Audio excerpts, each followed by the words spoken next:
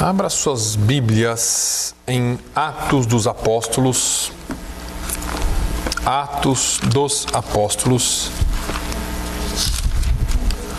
Enquanto você abre a sua Bíblia, eu quero fazer menção também da irmã Janaína e do David, que estão lá no Brasil.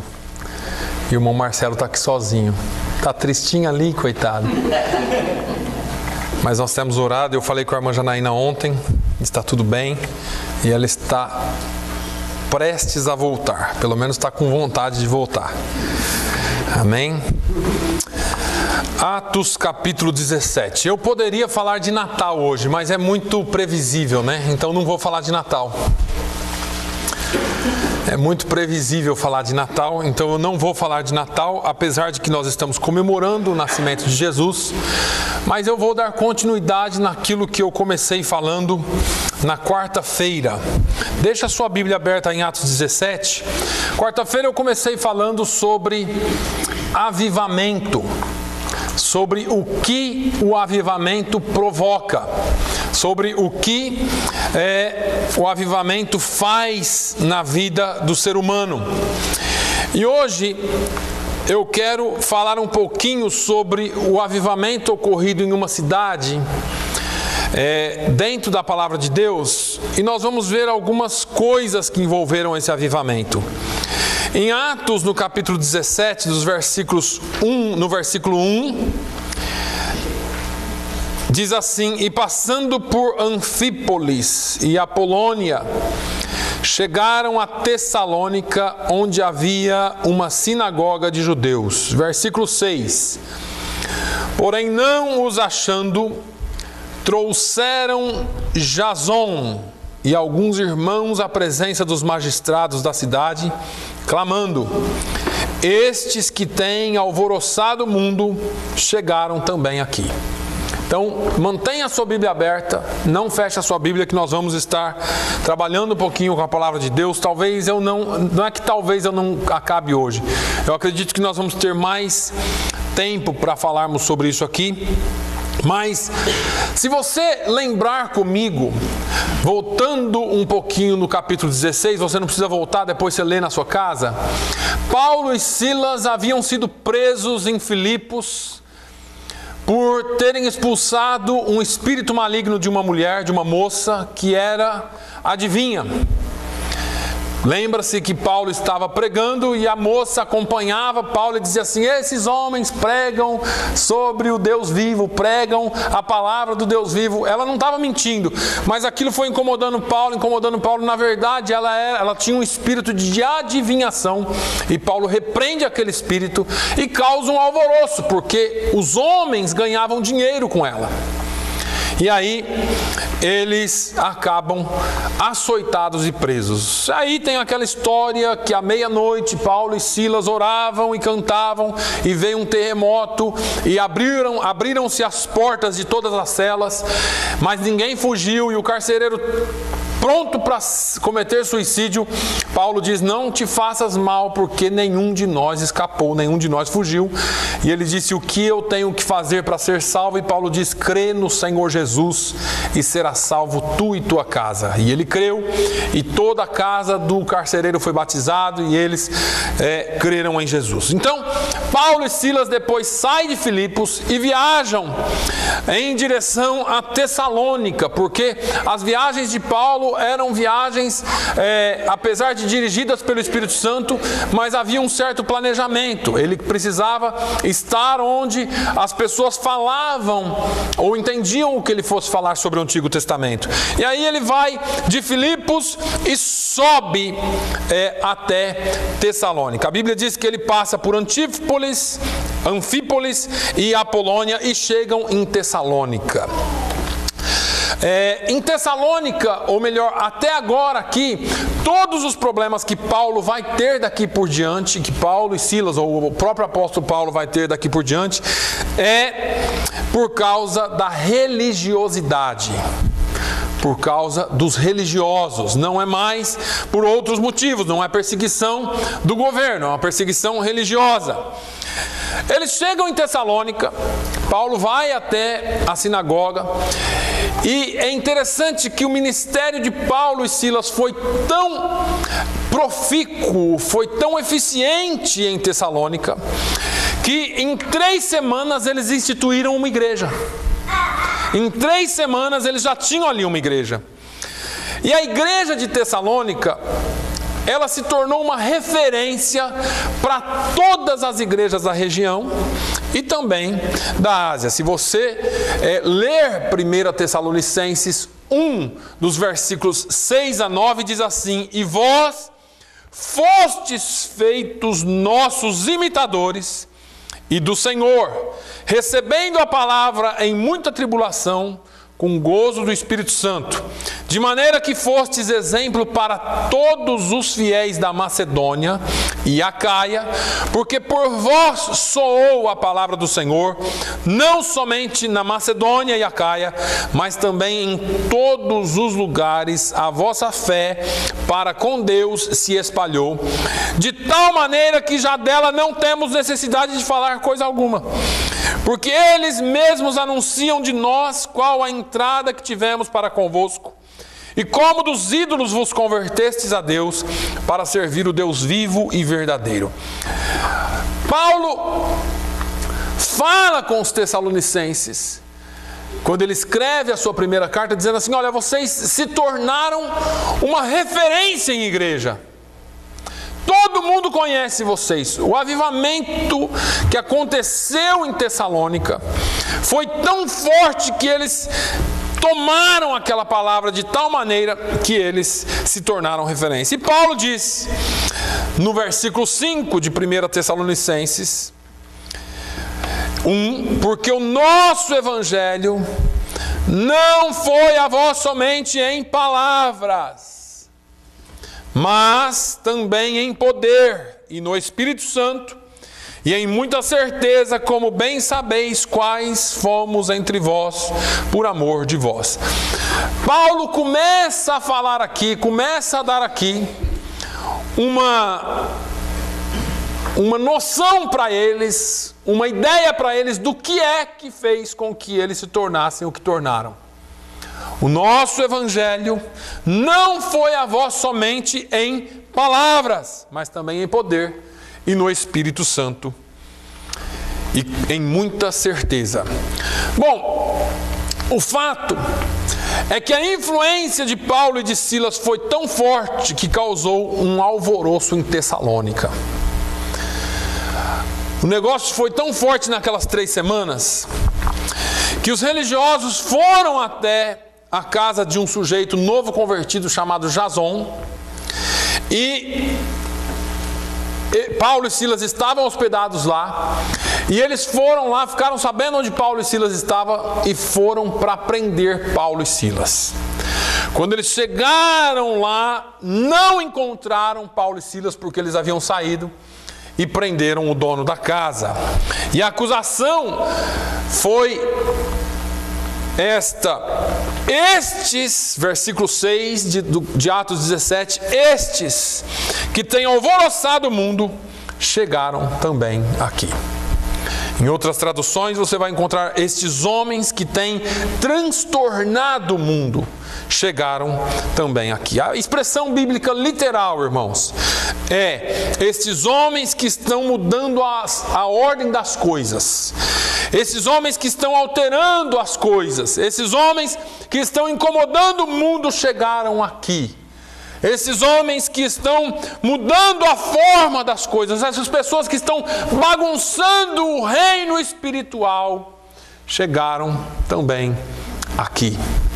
E nós poderíamos trazer para Fall River, né? Essas pessoas que bagunçaram, que estão bagunçando o mundo espiritual, chegaram também aqui em Fall River. Não é ruim a palavra. Se nós pensarmos, não há elogio mais poderoso para a igreja do Senhor do que este.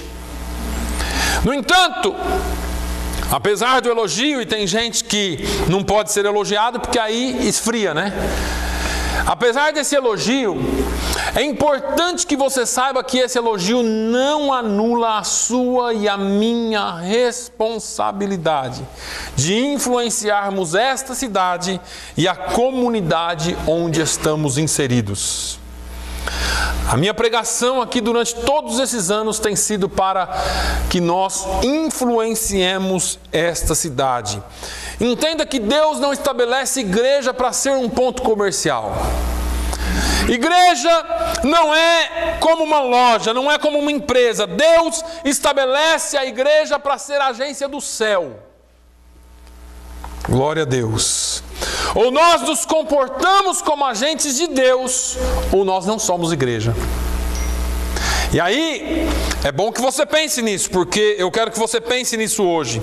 Então hoje nós vamos falar um pouco sobre esse avivamento e depois nós vamos continuar falando um pouco mais sobre a experiência que essa igreja de Tessalônica sofreu ou vivenciou naqueles dias. Nós vamos descobrir como é ou o que é que nós podemos aprender com eles, enquanto igreja, para colocarmos em prática aqui na nossa igreja, para que nós aprendamos a fazer aqui na igreja. Eu não gostaria de maneira nenhuma que você só ouvisse essas palavras. Eu sempre falo para os irmãos aqui, olha, eu prefiro que você saia daqui pensando, ao invés de pulando. O Evangelho de Cristo não veio trazer alegria ao homem. O Evangelho de Cristo veio trazer paz e salvação ao homem. Veio trazer reconciliação com Deus. Eu gostaria que você pensasse e saísse desse culto conscientizado. Que você saísse desse culto com a consciência pronta a pôr tudo que você aprendeu biblicamente em ação. Porque se não fizermos assim, nós iremos de mal a pior. Hoje eu quero falar sobre alguns agentes do avivamento. Quais foram os instrumentos que Deus usou lá? Quais foram os instrumentos que Deus usou para fazer daquela igreja uma igreja tão forte, que Paulo fala dela como uma referência, ou que ela havia se tornado uma referência não só para toda a Macedônia e a Acaia, mas para todas as igrejas da Ásia. Eu quero abrir um parênteses aqui e fazer uma pergunta para você. Nós somos referência como igreja? E aí você que tem que responder. Eu quero que você pense na questão individual, porque nós individualmente nós temos que ser referência para alguém. Mas eu quero que você pense no organismo, na instituição, no corpo, no coletivo. Será que alguém olha para nós e diz assim, essa igreja tem uma doutrina sólida? Será que alguém olha para nós e diz assim, essa igreja influencia? Pensa nisso. Outras igrejas poderiam olhar para nós e dizer assim, olha, essa igreja é bem ensinada, essa igreja é avivada, essa igreja prima pela santidade, essa igreja ela é disciplinada, nós queremos ser uma igreja assim. Será que nós estamos nessa condição? Eu estou trazendo essa mensagem, irmãos, aqui para o nosso contexto. Eu estou trazendo essa mensagem para dentro da nossa realidade. E eu quero que você viaje comigo agora, porque eu quero te chamar à responsabilidade, como igreja, como corpo, como organismo, como eu disse. Porque podemos ser referência como pessoas, mas eu quero que você hoje pense no fato de igreja. Quarta-feira eu falei aqui pessoalmente o que o Espírito Santo ou o que o avivamento faz como pessoa. Hoje eu quero falar aqui dos agentes, mas eu quero que você pense como igreja. Quais então foram os agentes do avivamento? O que influenciou aquela igreja de Tessalônica? Então, vamos lá. O primeiro agente de avivamento daquela igreja foi o Senhor Jesus Cristo. O primeiro agente de avivamento daquela igreja foi o Senhor Jesus Cristo.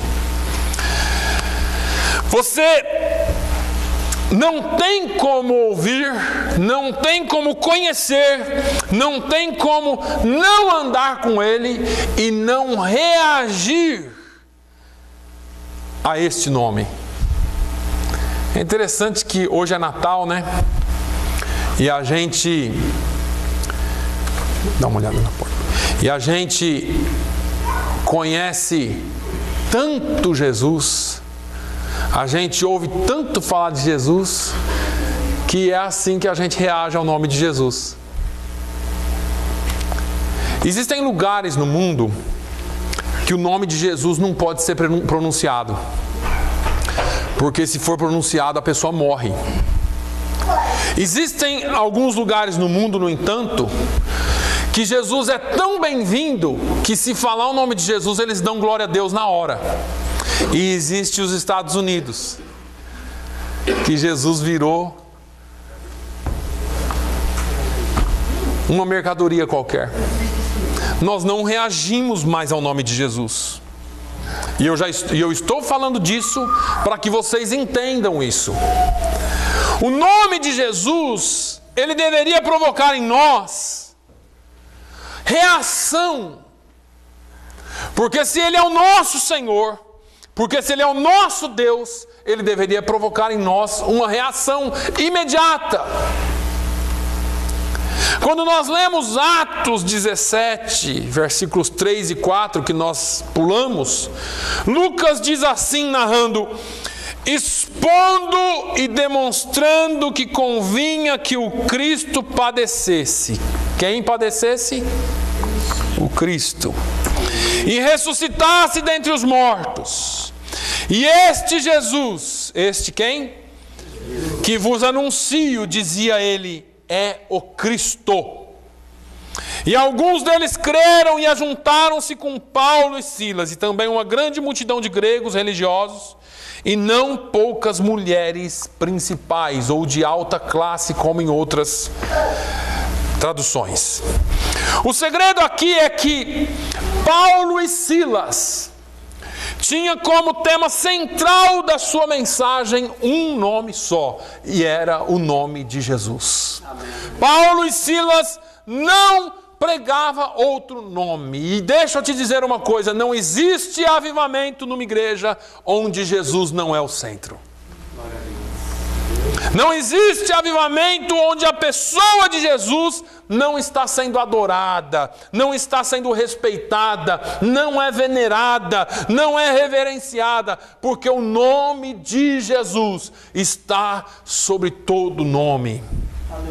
Quando Paulo escreve a sua primeira carta aos Coríntios, no capítulo 2, versículos 1 a 5, ele diz assim: e eu, irmãos, quando fui ter convosco, anunciando-vos o testemunho de Deus, não fui com sublimidade de palavras ou de sabedoria, porque nada me propus saber entre vós, senão a Jesus Cristo e este crucificado.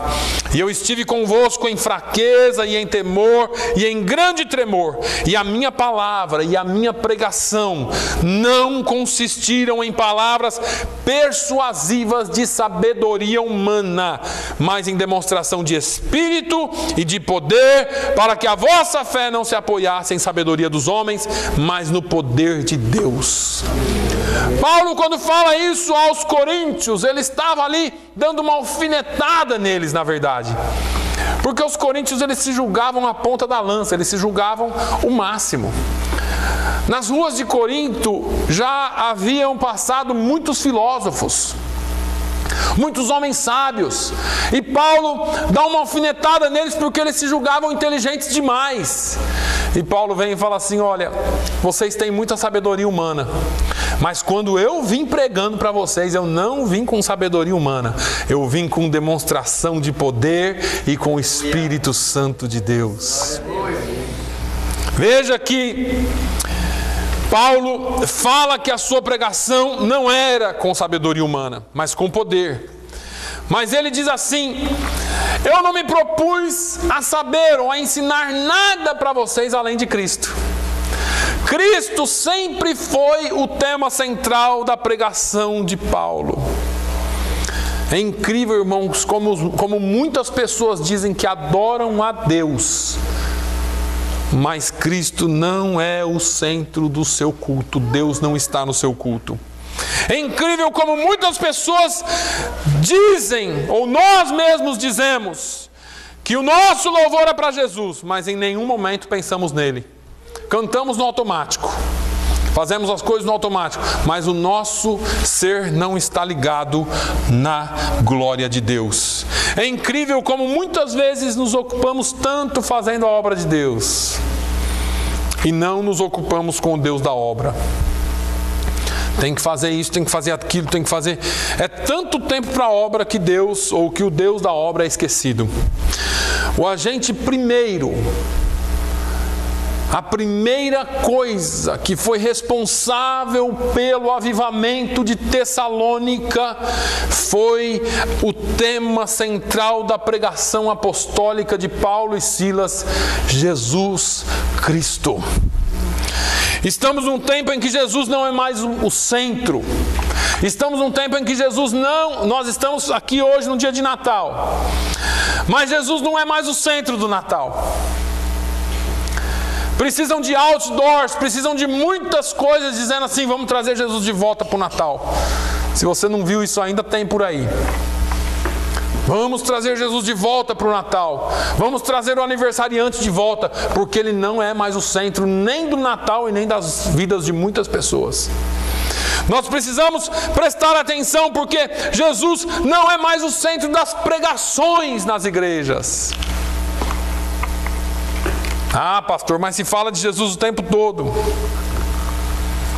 Estamos num tempo em que queremos avivamento, mas estamos utilizando de artifícios humanos e ignorando a presença de Deus.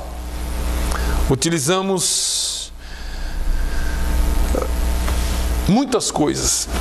Pregadores se preocupando em levar o povo ao êxtase, com palavras de sabedoria, com habilidades de oratória, mas que a pregação não contém mais o ingrediente principal, que é Jesus Cristo de Nazaré.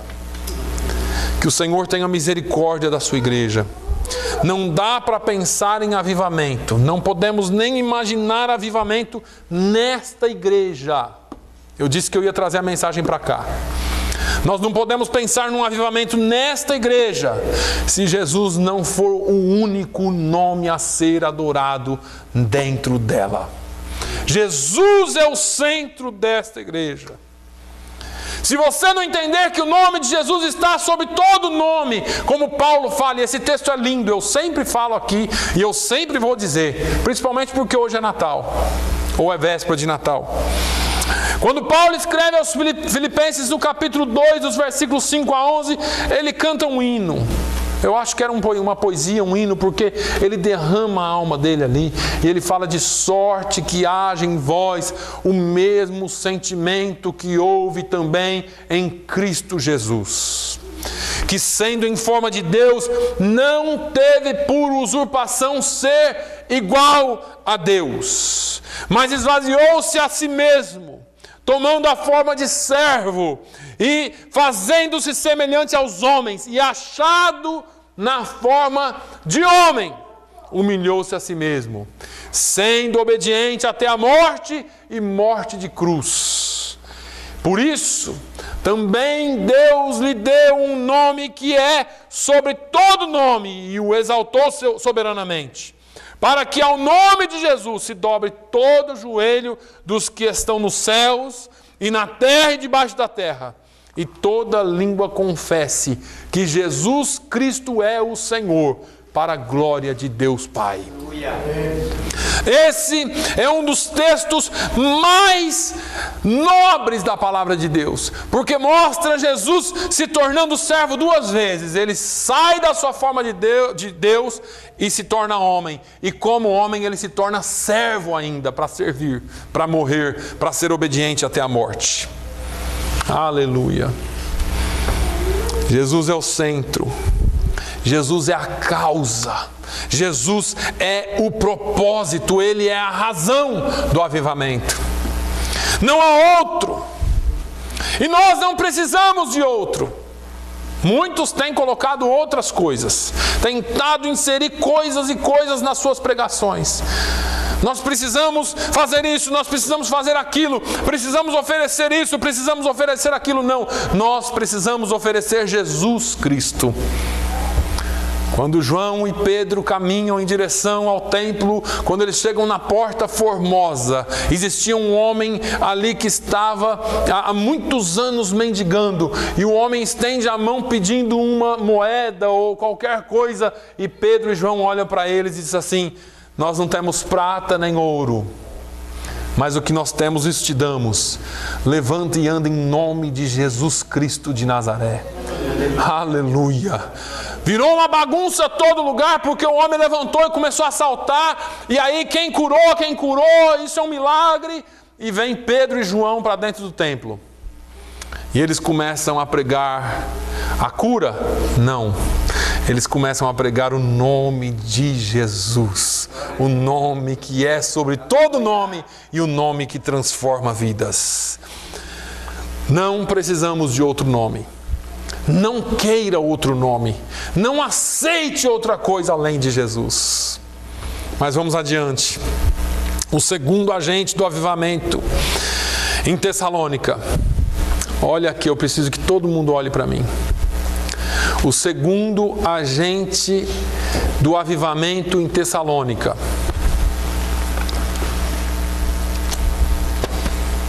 foi a palavra de Deus. Aleluia. A palavra de Deus. Irmãos, eu quero que você preste muita atenção. Não há avivamento sem Bíblia. Nós vamos agora jejuar 40 dias, 40 noites, vamos orar todo dia, vamos isso, vamos aquilo.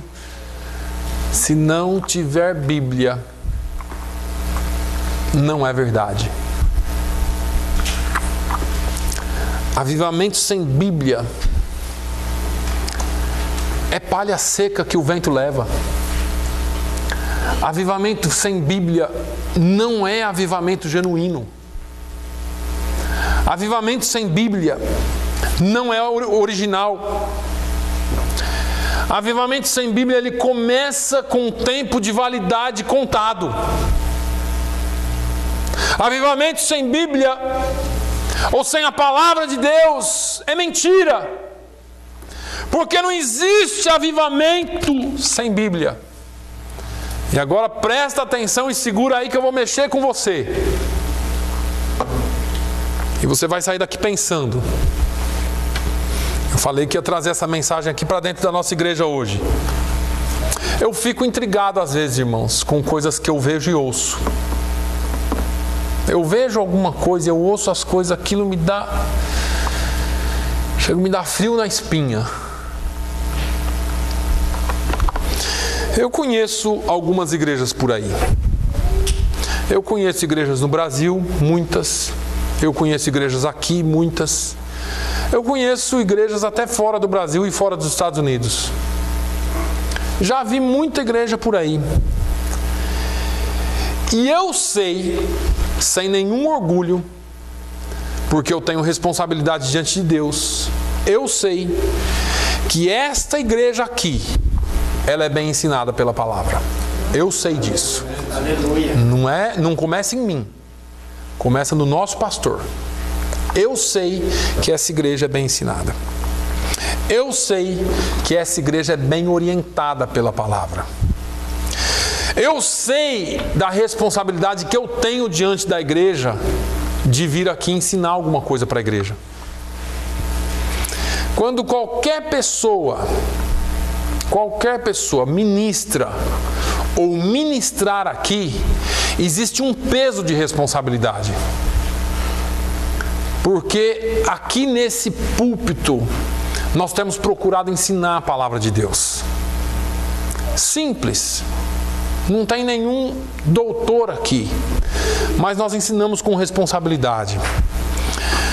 No entanto, e eu disse que eu ia mexer com vocês, eu fico pasmado como tem pessoas ainda que se deixam levar, que se deixam guiar por coisas que a Bíblia não aprova.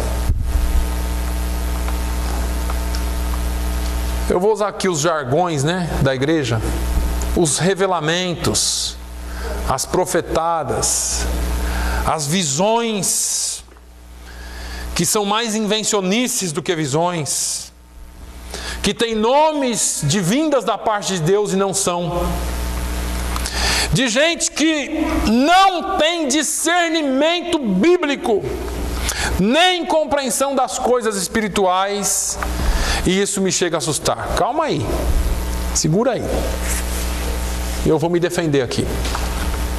Todo mundo aqui me conhece, ou a maioria me conhece.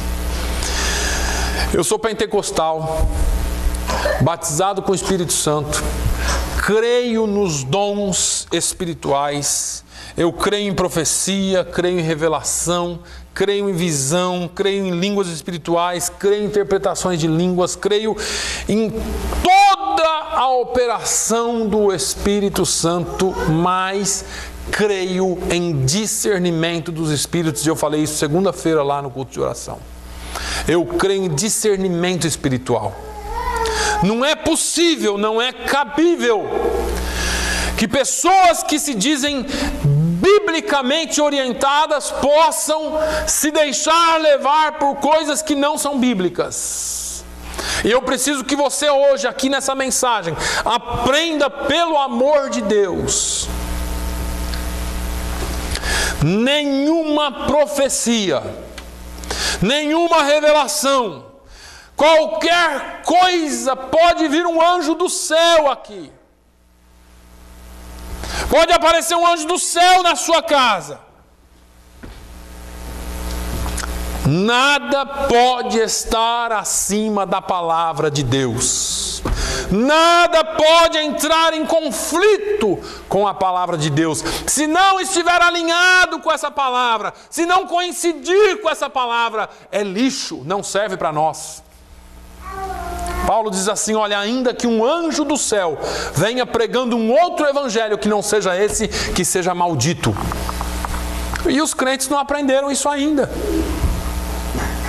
Você precisa aprender isso. A igreja do Senhor, e esta igreja aqui, ela tem que ser orientada pela palavra de Deus, guiada pela palavra de Deus. Nada mais pode nos distrair. Eu não estou dizendo que Deus não possa usar alguém aqui dentro. Eu não estou dizendo que Deus não possa levantar alguém aqui para falar com a igreja. E deixa eu te dizer uma coisa: se for de Deus, se for do Espírito Santo, eu abaixo a cabeça e ouço, como eu já fiz. Mas se não for, eu mando ficar quieto, como eu já fiz também. Porque eu vou dar conta do rebanho diante de Deus. Porque a palavra de Deus é o nosso guia. Porque nós não estamos aqui para ouvir qualquer coisa que não venha da parte de Deus. Nós precisamos ser guiados e dirigidos pela palavra de Deus. Aprenda isso, por favor. É a Bíblia que vem dizendo, Atos 17:2, e Paulo, como tinha por costume, foi ter com eles, e por 3 sábados disputou com eles sobre as Escrituras. Paulo disputou sobre as Escrituras. Aprende isso, irmãos. A nossa palavra tem que envolver a palavra de Deus. Nós não temos que ficar debatendo se a irmãzinha teve a revelação, se foi visão, se foi... Não, é a palavra de Deus que é o nosso guia, que é o nosso centro. O segredo do avivamento de Tessalônica foi a base lançada. Foi o fundamento. O nosso fundamento é a palavra. Eu poderia dar 1000 testemunhos aqui e te deixar de boca aberta. Eu já falei aqui para os irmãos, eu ouvi o testemunho de um pastor que assumiu uma igreja num determinado estado do Brasil, e ele chegou no primeiro culto dele, ele ficou assustado. Tinha uma irmã de branco sentando no púlpito. Ele perguntou: quem que é aquela irmã? É a profeta. Ela é profeta, profetiza. Sério? É. Mas e aí?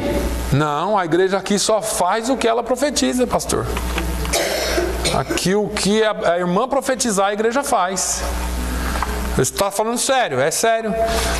O pastor subiu no púlpito e começou a pregar, a irmã levantou para profetizar. Ele virou e repreendeu o nome de Jesus, ela caiu endemoniada. Repreenderam o demônio dela, acabou a profetisa da igreja.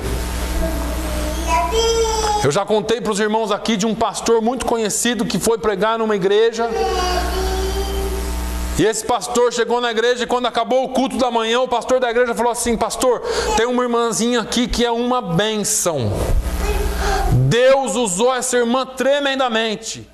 Pouco tempo atrás ela deixou de vir na igreja, está num estado deplorável, não fala, não tem expressão nenhuma, está como um vidro.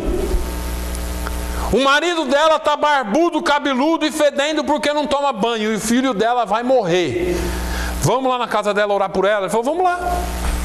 Chegou na casa da irmã, disse que abriu a porta, o mau cheiro tomava conta da casa. A irmã estava sentada numa poltrona atrás da porta de entrada e ficou ali, do jeito que estava, ficou. Não deu uma expressão. O pastor chegou, orou por ela e nada aconteceu. O pastor visitante orou por ela e nada aconteceu. A irmã continuou ali, travada. E aí começaram a orar, e quando eles oravam, o pastor, que era o visitante, pegou a harpa cristã e falou, eu vou cantar uns hinos, o senhor vai ministrando aí. E ele começou a cantar alguns hinos da harpa cristã. E ele voltou a orar pela irmã.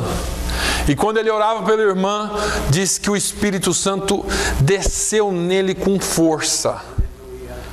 E falou com ele, para de orar que o negócio é comigo e com ela agora.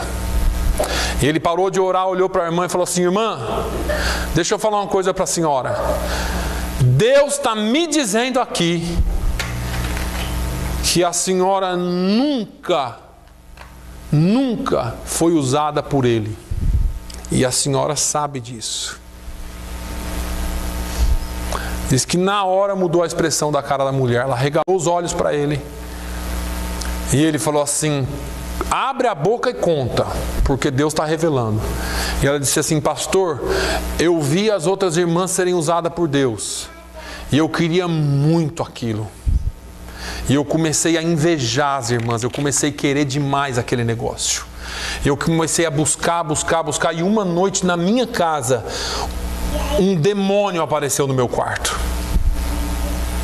E disse assim, se você fizer um pacto comigo e me der o seu filho e o seu casamento, eu te dou poder como você nunca viu antes. E ela falou, o que eu queria era ser usada, não importava se era pelo diabo ou por Deus. E eu aceitei e fiz o pacto com ele. E meu filho está morrendo na cama, e o meu esposo está fedendo, e eu estou nessa situação, e a minha vida está acabada. O pastor deu 2 passos para trás e falou assim, irmã, eu vou até ficar longe da senhora, porque o que a senhora fez, se Deus quiser matar a senhora, não pega em mim. Mas agora é a senhora e ele. E ela falou, o que eu faço? Ele disse, o negócio é pedir perdão agora. E a mulher se dobrou no chão e começou a pedir, orar e clamar, 15, 20 minutos, meia hora. E disse que daqui a pouco ela começou a chorar. E ele sentiu que Deus havia perdoado. E aí eles começaram a orar por ela. Quando eles estavam orando por ela, o menino estremeceu na cama, correu para o banheiro e começou a vomitar. Vomitando tranqueiras que o diabo tinha colocado dentro dele. O marido se levantou do sofá e falou, eu acho que eu vou tomar um banho e fazer a barba. Deus havia libertado aquela casa. Aleluia. Não brinque com as coisas de Deus. A palavra de Deus deve ser o nosso guia. Não o nosso desejo de pregar bonito, nosso desejo de entregar mensagens proféticas, de ter revelações, porque Deus dá os dons para a igreja de acordo com o que Ele quer dar, não com o que você quer. Ah, pastor, mas eu queria tanto falar em língua, eu queria tanto revelar. Não, peça a Deus o melhor dom. E peça a Ele que dê para que Ele equipe a igreja dele, como a Bíblia diz, e não você. Porque hoje o sujeito é profeta ou profetiza e começa a ganhar dinheiro em cima disso. Porque hoje o sujeito cura e faz um show no altar por causa disso. E a Bíblia diz que Deus dá e não lança em rosto, né?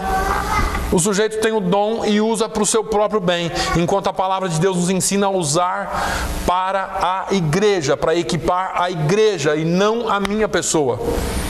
O dom, irmãos, é para uso santo. A Bíblia é o nosso balanço.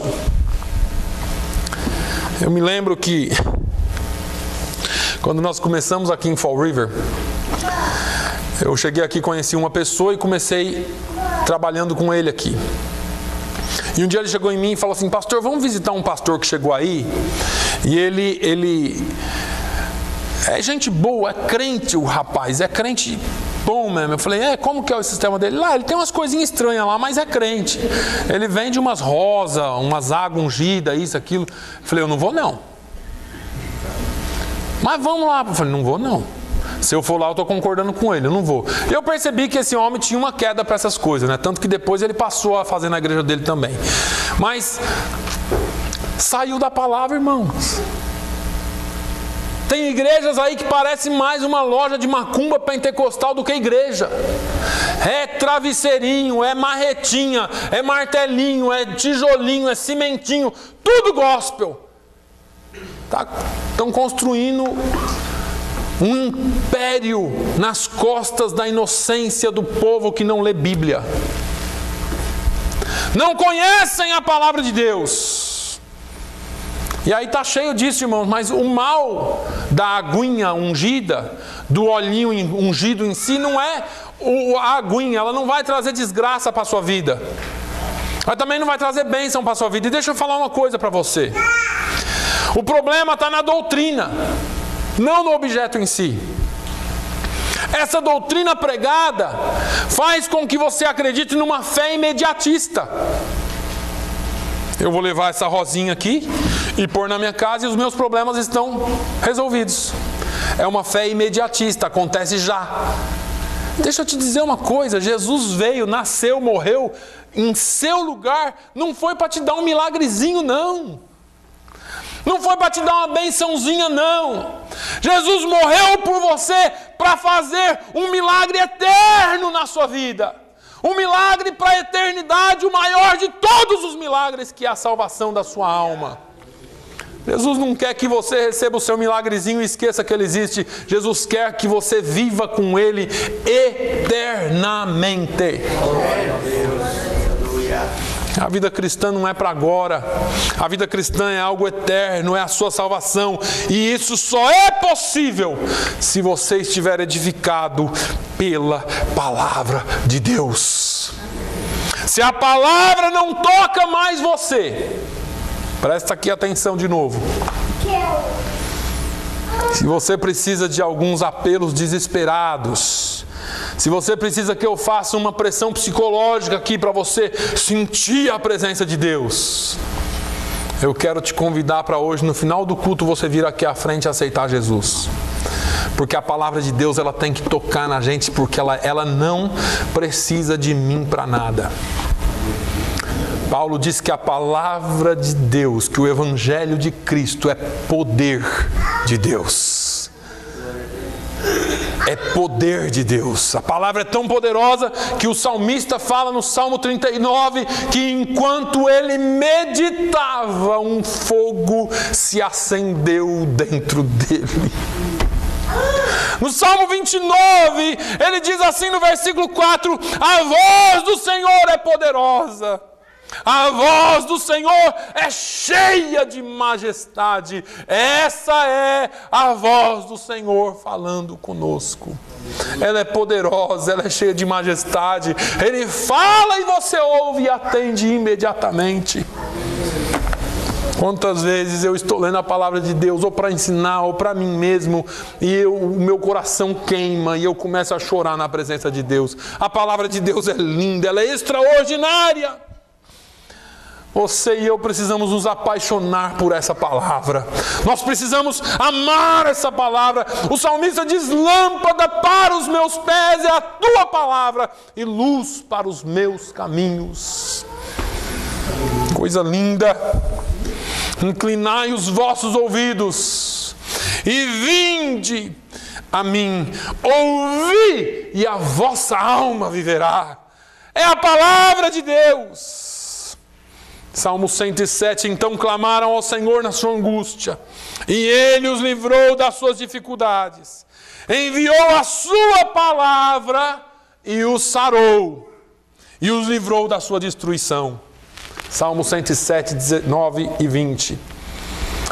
Eu vou terminar, a gente continua domingo que vem, mas as pessoas pensam que para Deus curar, é preciso o pastor chamar aqui na frente, botar a mão, incendiar, colocar fogo na pessoa, ungir, isso. Não, a palavra de Deus cura por si só. Enquanto eu prego, a palavra libera cura sobre a sua vida. Você precisa crer que a palavra de Deus é poderosa. O problema é que algumas pessoas pensam que para Deus falar precisa do vaso, né? O vaso dá uma rajada de língua, sair sapateando e ir até você e falar. Enquanto a palavra de Deus está falando com você e você fica voando, fica lerdo, né? Lento para entender. Não há avivamento sem a palavra. Você está entendendo o que eu estou falando? Você está acompanhando o que eu estou falando? A palavra de Deus é quem aviva a igreja. Eu tenho dito para Jesus, irmãos, eu falei isso aqui segunda-feira, que eu não quero ser pastor de uma igreja fria, de uma igreja mundana, de uma igreja fofoqueira, de uma igreja com problemas de divisão, porque eu sou de Pedro, porque eu sou de Paulo, porque eu sou de Apolo. Nós não queremos isso. Nós queremos uma igreja que creia na palavra. Eu tenho dito para Deus que eu não quero ser uma igreja que disputa. Outra igreja ali está crescendo mais que a nossa, pastor. Está vendo lá o que o pastor está fazendo lá? Não tem problema, irmãos. Eu falei com um pastor essa semana e eu disse para ele: olha, eu quero que você saiba que eu não estou disputando com você, meu amigo.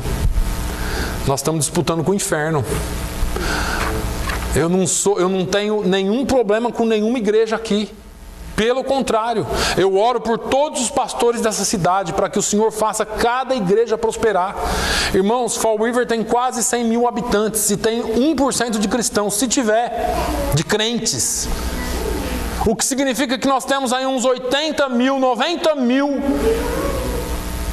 habitantes para alcançar para Jesus. Você acha que eu vou ficar perdendo tempo para disputar com alguém?